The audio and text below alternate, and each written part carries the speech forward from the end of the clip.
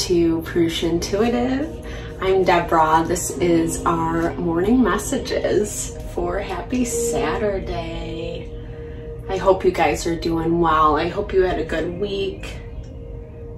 It's been interesting, you know, there's still kind of a lot that we're processing through, that we're working through, trying to find a little bit more grounding and stability with the things that we want.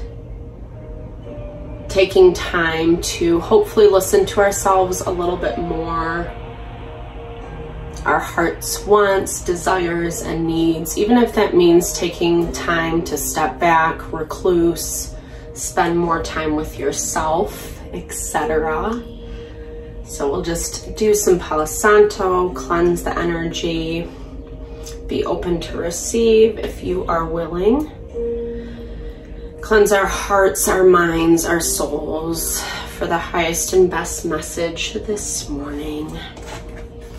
All right, let's get into it. So these messages are supposed to be inspirational, heart-honoring, ways that we can better connect with ourselves and find the empowerment and strength that we need to navigate life and move through the day. Not always easy, right? All right, let's get into it. I love these cards. They're gorgeous. Fantastic being. Avec la vie, I believe. La vie, I think. But they're amazing. It's beautiful water. Okay, I love this. Sand dollar. So the shore where the sand dollar digs is called the intertidal zone. It exists above and below the water, just like this fantastic, who adjusts to these fluctuations. So too must you learn to ebb and flow in life. Some days are about giving while others about receiving, and they come in waves. Some are gentle and refreshing, others are unexpected and unforgiving. But each offers experiences above and below your zone. Each offers opportunities to practice and learn. Be present and go with the flow. That's really powerful. And it is easier said than done because we love the good days. We love when we're thriving, you know, when everything's moving and flowing. And then the days that it's not, that there is more resistance, it can be challenging to kind of maintain that element. This is a fairy, so it's connected to mysticism. Remembering we are stardust, we are spirits, we are searching for meaning and connection. Every soul, no matter what kind of lifestyle we ascribe to, our level of, you know, success or pursuit of career, you know, we all have different passions, right? But it is also remembering that the world is magic and remembering to connect in that is what this card talks about. Seek and you shall find whatever it is you are searching for. So powerful. And that's where when we're conscious about the ebbs and flows, when we're conscious about the things, you know, that we need to do to honor those times in life. When it's good, we use that energy to thrive and empower ourselves to move forward, right? But when we are having harder days, harder times, more challenges, finding the simplicity, you know, and adjusting accordingly. The griffin is connected to being bold, part lion, part eagle. The griffin symbolizes strength, courage, and leadership. It's frequently displayed on buildings, imposing paintings, carvings, and statues to depict a bold, brave, fantastic being. Like this fierce creature, you have been selected to arm yourself with knowledge, defend your rights, and safeguard your spirit. This is your supreme calling. When others seek to unravel you or steal your joy, stand up for yourself, set boundaries, and hold your ground. I love that. So powerful. It is, right? I mean, especially if we're a little bit more sensitive or we're not used to asserting ourselves, or it's just someone, you know, that we care about, their opinion, what they think of us. We want to be seen in a certain way. The Emperor is the one who's able to kind of impart those boundaries to keep us safe, to keep us on the straight and narrow, so to speak. And that boldness, you know, it takes time to grow and develop. Less is more is what I'm hearing right now. Being in tune with the natural cycles that are happening in your life. When the days are good, it's, you know, utilize it. But yeah, I love this. Temperance just popped out. So appropriate, because temperance is that value of not letting our emotions overtake us, get the best of us, even when situations, you know, seem overwhelming. It's about staying grounded, finding help, support, teamwork, whether you need to, you know, connect with friends that you feel you can trust that will give you that nurture and support, right? Balancing it all, but you know, we all need to do it, right? The Two of Stones, the Two of Pentacles in the traditional deck is when we do have a lot going on. We have a lot in the air. It takes a lot of consciousness and intention to implement these things in our daily life. We're so used to not living with them, right? We're used to kind of criticizing, especially when things are falling apart. We look back and try to figure out all the ways that we could have done things better, shoulda, woulda, coulda.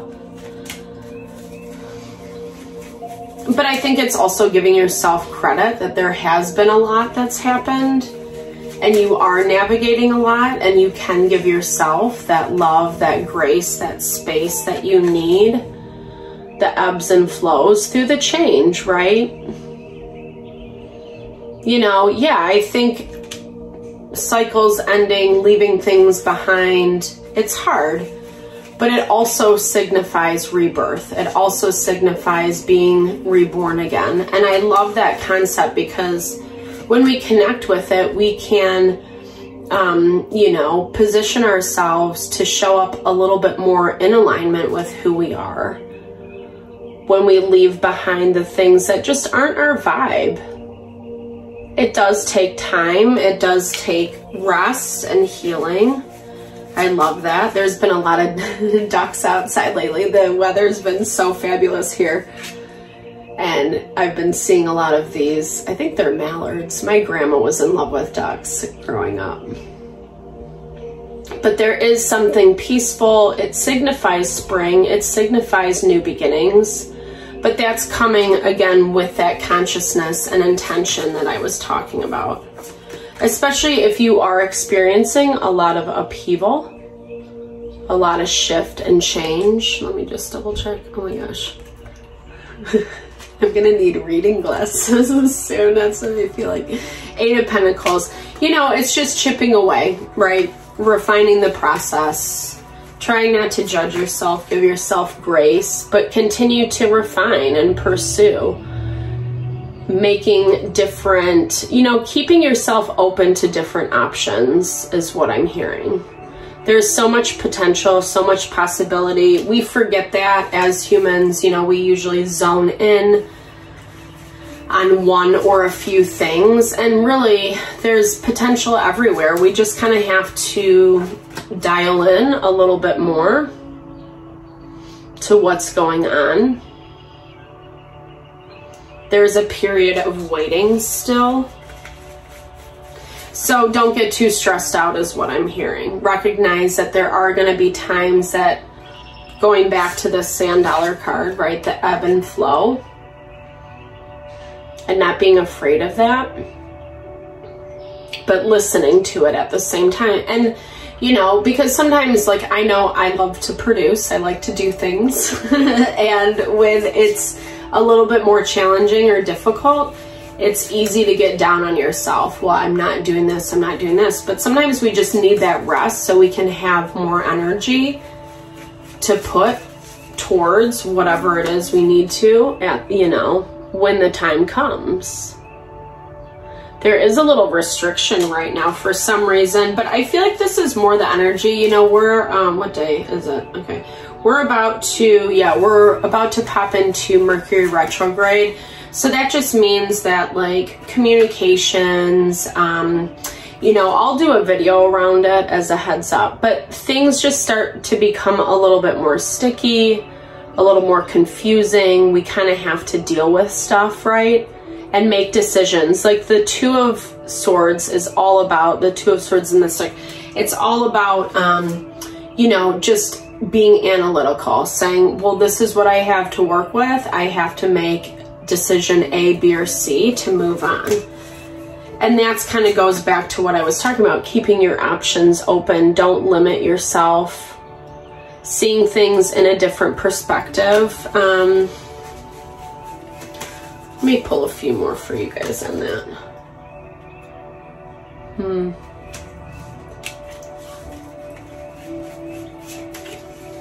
I think it's like recognizing the places that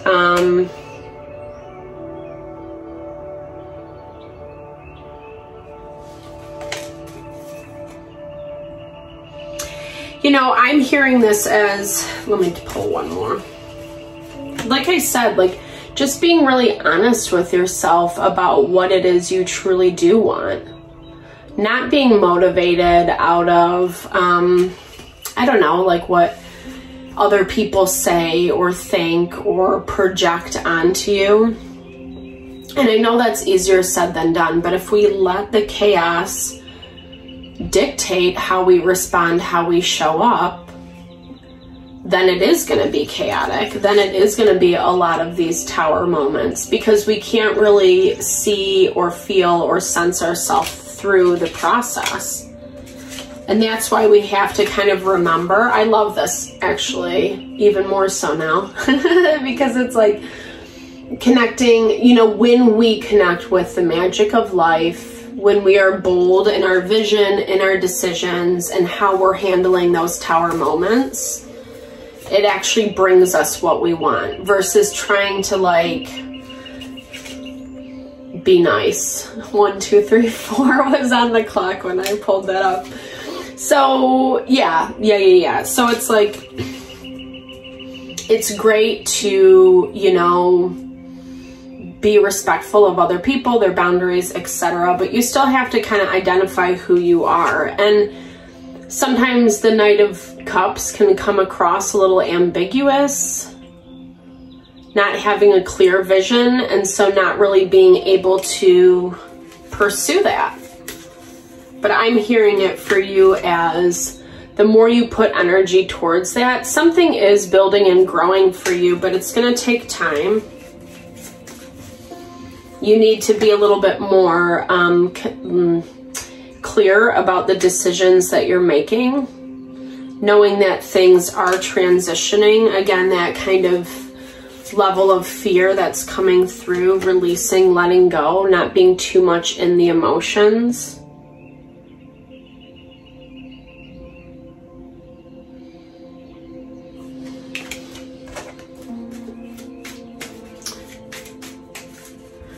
Taking your time too, right? Like not being highly pressured on yourself. And I feel like that's where some of the decisions need to come in. Don't overcomplicate it. Make it, streamline it. Not making a decision is actually withholding, is keeping things from you. Keeping you separate from your goal, what you desire. Which is kind of like silver lining. You have the control to figure out. You just have to make that decision. And that's where like that trying not to be so ambiguous, right? Namaste's blessing. It says, the divine in me acknowledges the divine in you. I bow to you and honor the inner light of pure and unconditional love. Eternal peace be with you, eternal love be with you, eternal joy be with you through this serendipitous blessing. So that kind of goes back to that fairies card about connecting with you know, the magic, right? Like the more we make decisions, the more no's, you know, the more we're saying yes to the things that we do want. Excuse me. I know it's kind of counterintuitive in some ways, but it is really just talking about like knowing that, you know, we're all different. We all have different perspectives, but there are ways to kind of bring towards you the things that are honoring. And you do that through those decisions, right? A crystal clear blessing. So 2 blessing cards. You are soon blessed with great clarity. Your destiny is calling you and your soul is shining its infinite wisdom.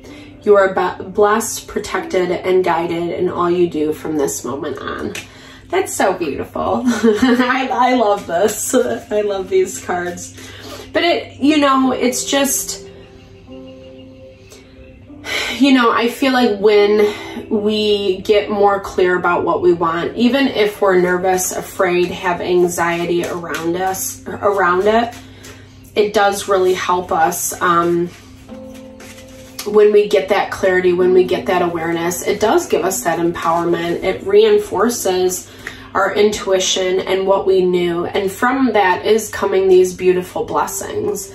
Again, it just goes back to not being afraid to say no to the things that aren't your vibe. Bringing that clarity, that understanding, and recognizing that there are infinite blessings, right? It doesn't just come from one space.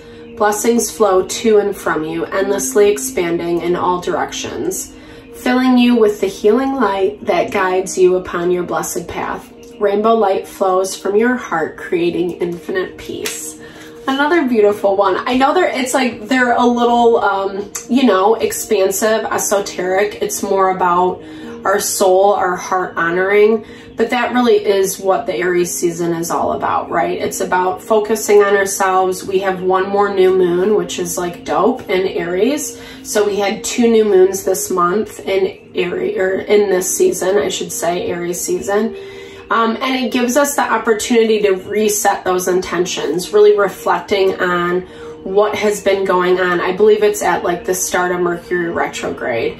So we're going to have a little bit of challenge around things that are coming up that we're not really dealing with, that we're not talking about, etc. And this helps set the stage, right? The more self-love, self-care, wellness that we give ourselves, healing, reflection, meditation, journaling, prayer, however it vibes for you, you know, the more we understand who we are, what our wants are, and what our needs are. And that's how we attract, right? So thank you so much for joining. I hope that this helped, just kind of wherever you're at today. Know I'm sending all the love and blessings your way always with whatever you're navigating through. I totally appreciate the support to the channel, for sure. Definitely big thumbs up if it resonated. Drop comments below. Let's build and grow the community. All right, everyone, have a beautiful day. Lots of love.